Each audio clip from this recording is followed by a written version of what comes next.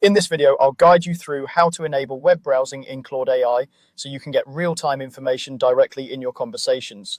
Let's start from the very beginning. First, open your web browser and go to the Claude AI website.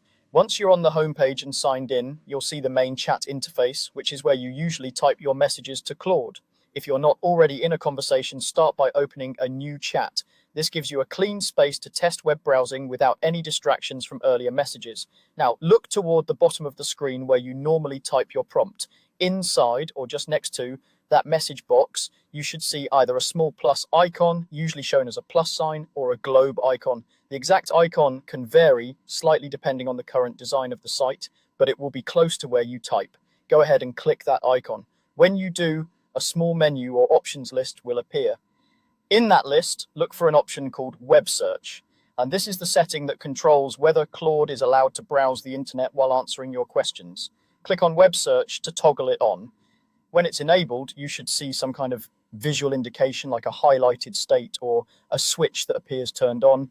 If it looks active, then web browsing is now enabled for that chat.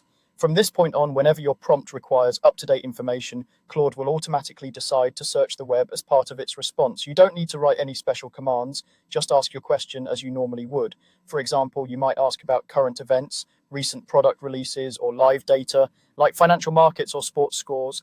If the question needs real-time information, Claude will handle the rest. When Claude is using the browser, you'll see a status message that says something like searching the web. This is your confirmation that the web search feature is working.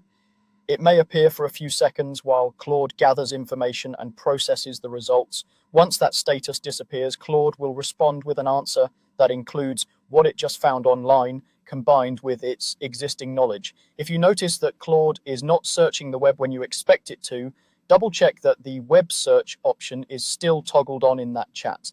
Remember that this setting can be specific to each conversation, so you may need to enable it again if you start a completely new chat.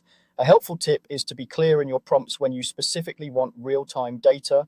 You can mention that you're looking for the latest information or today's details. While Claude will usually detect this automatically, adding that hint can make its decision to browse even more reliable, and that's all there is to it.